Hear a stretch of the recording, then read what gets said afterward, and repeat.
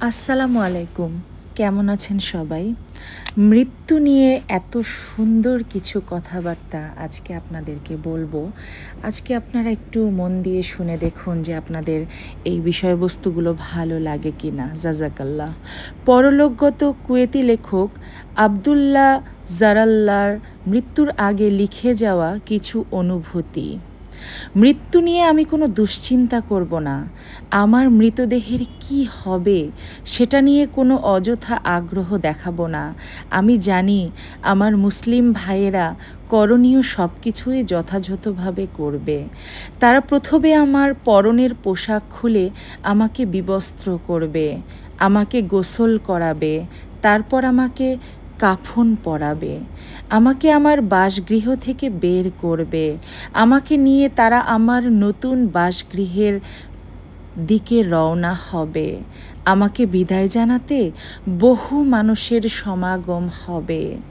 অনেক মানুষ আমাকে দাফন দেবার জন্য তাদের প্রাত্যহিক কাজকর্ম কিংবা সভার সময়সূচি বাতিল করবে, কিন্তু দুঃখজনকভাবে অধিকাংশ মানুষ এর পরের দিনগুলোতে আমার এই উপদেশগুলো নিয়ে গভীরভাবে চিন্তা করবে না।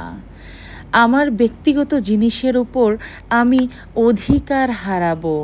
আমার চাবির গোছাগুলো, আমার বইপত্রগুলো, আমার মানি ব্যাগ বা অন্যান্য ব্যাগগুলো, আমার জুতাগুলো কিংবা হয়তো আমার পরিবারের লোকেরা আমাকে উপকৃত করার জন্য আমার ব্যবহারের জিনিসপত্র দান করে দেবার বিষয়ে একমত হবে।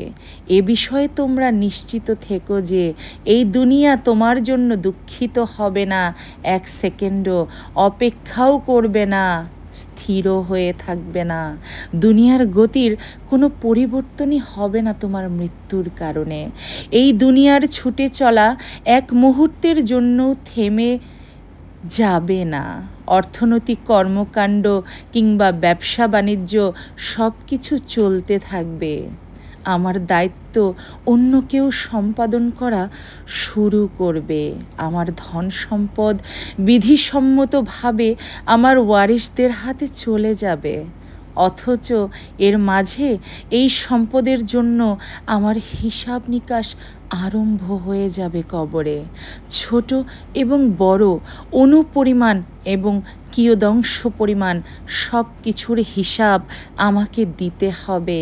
আমার মৃত্যুর পর সর্বপ্রথম যা হারাতে হবে তা হলো আমার নাম।